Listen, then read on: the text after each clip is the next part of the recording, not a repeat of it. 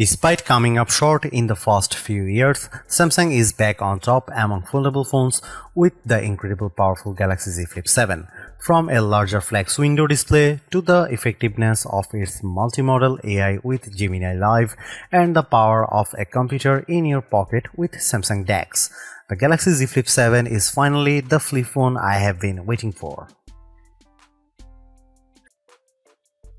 Given how last year's model received a $100 price increase, I am relieved that Samsung has kept the Galaxy Z Flip 7 at the same price of $1,099 US. This undercuts the more expensive Motorola Razr Ultra 2025 while delivering more utility.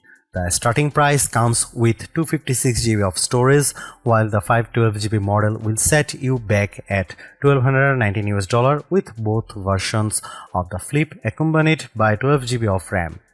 At the moment, you can choose from 4 colors: Blue Shadow, Jet Black, Coral Red and Mint. That's fewer colors than Samsung offered with the Z Flip 6, but I hope that changes over time. From a cursory look, it doesn't look like Samsung has done much to change the design of its flip phone with the Galaxy Z Flip 7. It still has flat edges that dig into my hand and it's really tough to open one-handed, but that changes that are there are certainly welcome. For starters, the Galaxy Z Flip 7 is actually thinner than the previous model at 0.26 inches when opened, and while it's a smidge heavier at 6.63 ounces. That's a warranted given how the Galaxy Z Flip 7 has much larger main display now. Foldable phones have a reputation for being fragile, but not the Galaxy Z Flip 7. Just holding it in my hand, it feels incredibly solid and it manages to retain the same IP48 rating as before with its new armor frame aluminum design. Smudges don't appear as bad because the Flip almost has a matte-like finish, but it is not prone to the usual scratches. Samsung also says the new Armor Flex hinge is smoother and more durable, but there's still a crease on the Galaxy Z Flip 7's main display. Luckily, it's not as noticeable when watching videos and stuff, but I do like how it isn't as deep as the crease on the Galaxy Z Flip 5 from 2 years ago. I wouldn't say the design is as attractive as the Motorola Razr Ultra, but I am most happy about the flex window display changes. For years now, Motorola has beaten Samsung with its larger outer screens, making it even easier to run full apps and using the better rear cameras for selfies, but that changes with the Galaxy Z Flip 7. That's because Samsung's phone now packs a 4.1-inch Super AMOLED exterior display that goes edge to edge. Gone is the notch of last year's outer screen, and it's a shocking example of how much the new design makes a big difference. It's honestly an impressive change when I look at how skinny the bezels are over the Galaxy Z Flip 6 and Razr Ultra. Having more room makes everything better, like catching up on my emails, playing games, and especially recording video of myself. I only have 2 complaints. The flex window on the Z Flip 7 still doesn't support full apps natively, and it doesn't have an auto-rotate option. I still need to go through the extra steps of installing the Good Lock app before I am able to run full apps on the Z Flip 7's outer screen. I recommend doing this because I find it extremely helpful. It makes using apps one-handed a lot easier. Even though the Galaxy Z Flip 7 flex window doesn't auto-rotate, the Good Lock app offers options to shrink down apps so that they don't interfere with the cameras. Meanwhile, the inner display on the Galaxy Z Flip 7 grows to 6.9 inches up from the 6.7-inch size of the Z Flip 6. The size increase is a welcome addition that makes running 2 apps simultaneously a slightly better experience. Just as before, this dynamic AMOLED 2X display is sharp looking, produces rich color, and maintains clarity at wide viewing angles.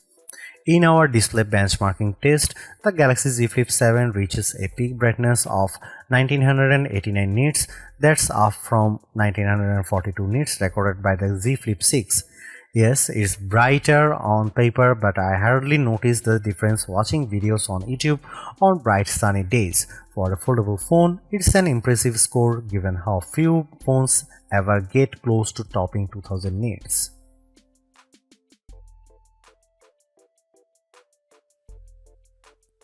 Sadly, Samsung doesn't give the Galaxy Z Flip 7 any big upgrades like what it does with Galaxy Z Fold 7. I am disappointed for sure because the Galaxy Z Flip 7 specs hint at the same exact cameras as before, a 50 megapixel main sensor, 12 megapixel ultra wide and a 10 megapixel selfie. Even their apertures are identical to the Z Flip 6, which leads me to suspect that any improvements will be driven largely by the phone's updated Pro Visual engine. However, I will say the Z Flip 7 is the best camera phone for creators due in part of the utility of its flex modes. When you shoot photos and videos as much as I do professionally, you will appreciate how these modes make it much easier to get the shots you want. Samsung offers the most robust camera software out there. The Z Flip 7 has everything I want like manual video controls, portrait mode, LOG recording, and much more. These are tools much like on my mirrorless camera, making the Z Flip 7 the most versatile camera phone around. In fact, I argue it's even better than the Z Fold 7 because of its flip style design, but it also helps if the flip can take excellent photos and videos. Here are some camera samples of the Samsung Galaxy Z Flip 7.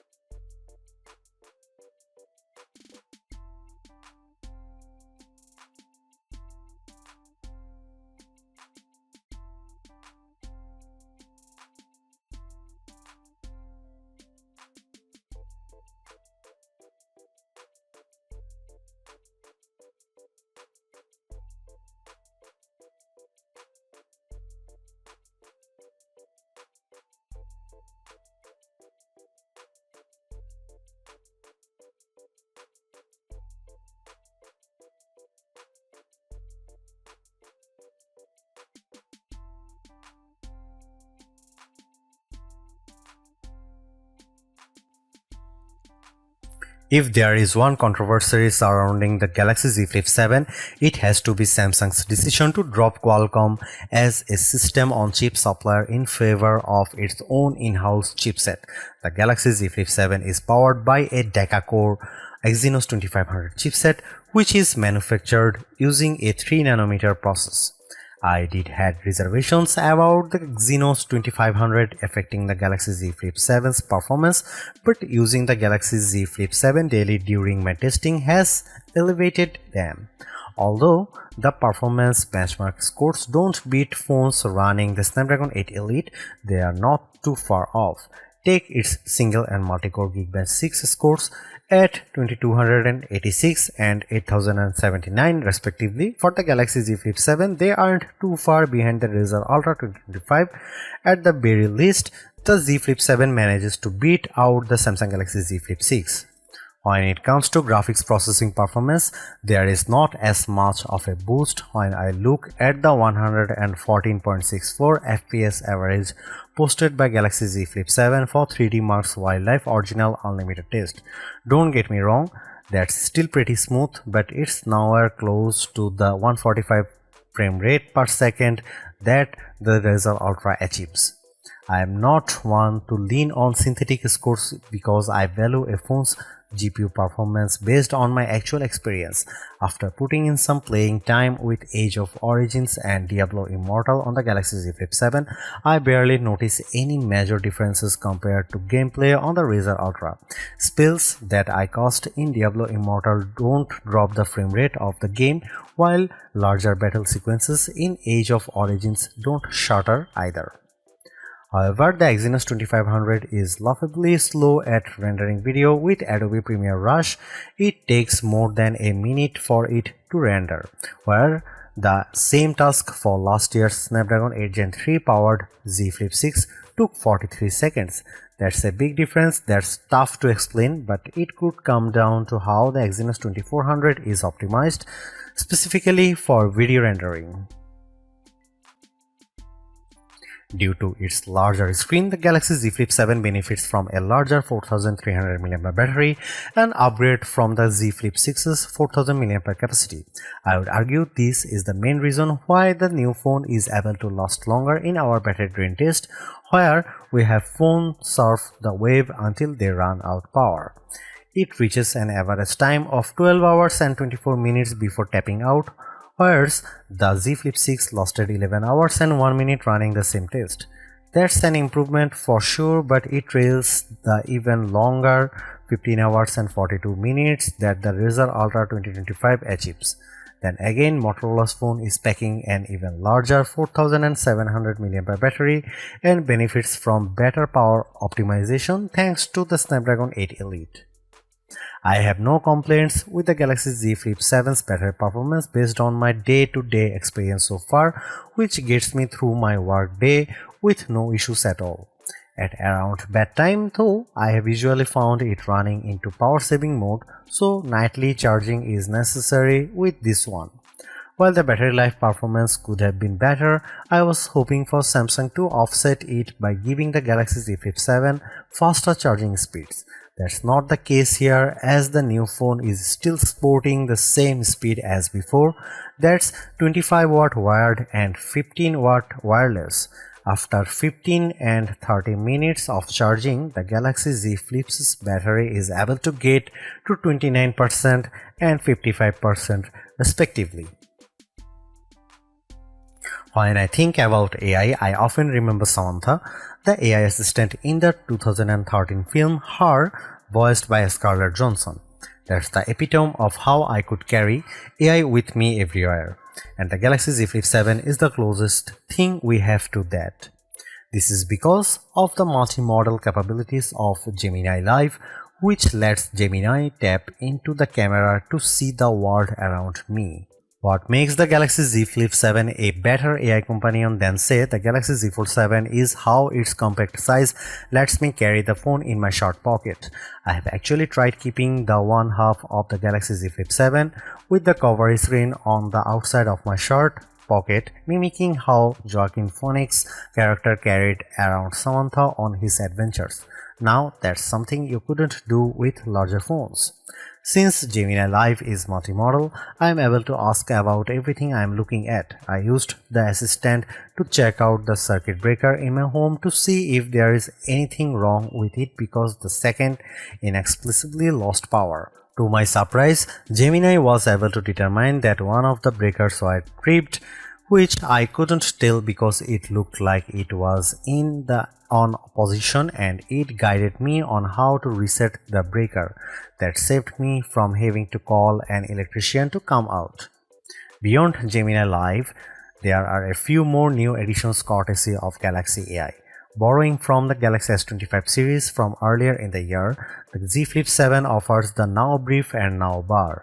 They are useful additions, but I find the Now Bar much more helpful due to how it essentially has rich live notifications. There is also cross-app actions, which leans on Gemini to perform complex actions all with voice commands. It works well across the native apps on the Flip to do things like researching the next time I have an appointment and reminding me, but I really want to see more support for third-party apps. Obviously, it's a work in progress, but it is still light years better than anything Apple Intelligence offers. Other new Galaxy AI features with the Z Flip 7 include a new audio eraser tool that also debuted with the Galaxy S25. For the average person, audio eraser lets them remove distracting or unwanted background noise from videos, but in my experience, it can sometimes cause my voice to sound a little too artificial when I get too generous with the noise cancellation. Beyond that, the Galaxy Z Flip 7 has all the other Galaxy AI features that have been released to date. They include photo editing stuff like generative edit and sketch to image, along with productivity-centric ones such as writing assist, call assist, note assist, and more. Even though there is not as many new Galaxy AI tools introduced here, the latest Flip still has one of the richest packages around. Usually, it's Google's Pixel phones that are the first to debut the latest version of Android, but this time it's Samsung with its One UI 8 software running on top of Android 16. Most of the changes come in the way of the new AI features I have already mentioned, like the Now Bar and multimodal Gemini Live. Anyone familiar with the One UI 7 won't notice a whole lot of visual changes to the interface, including advanced features like the AI Select tool that can quickly be accessed through the Edge panel, just like the S25 series. The Z Flip 7 is a multitasking powerhouse with split screen mode that runs two apps on top of each other, while a third one can be overlaid using a pop-up view. But the biggest addition to the software is the introduction of Samsung DeX, a feature I have been begging for. I never understood why DeX support was omitted from Samsung's Flip phones, but it's yet another reason why I believed the Galaxy Z Flip 7 makes a strong case in being a best phone contender. Samsung DeX gives me that desktop PC-like experience when I connect it to a monitor, which I find super helpful. Even though I have explained that Samsung doesn't make any changes to the experience here with the Z Flip 7, I am just stoked it's finally here. The Galaxy Z Flip 7 is the best foldable phone in my opinion. After using the Z Fold 6 for most of the last year, it's refreshing to switch it to a flip-style phone. I'm especially glad it's much lighter, more compact device for me to carry around. Thanks to big upgrades like its larger flex window display, multimodal AI capabilities, and Samsung DeX, the Galaxy Z Flip 7 has all the ingredients in what I want in a phone, and it helps that it doesn't cost a fortune either. Over on the creative side of things, no other phone matches the utility of the Flip for what I want in a camera phone. Although the camera performance is barely improved from the Galaxy Z Flip 6, its rich camera app and handy flex window display make it more powerful to use. Motorola has dominated the flip phone scene for the last couple of years now, and while the Razr Ultra 2025 is a super upgrade, the Galaxy Z Flip 7 convinces me that Samsung is back on top. I would even recommend getting it over other $100 priced flagships like the Pixel 9 Pro or iPhone 16 Pro. Those phones in no way can match the utility of the Galaxy Z Flip 7.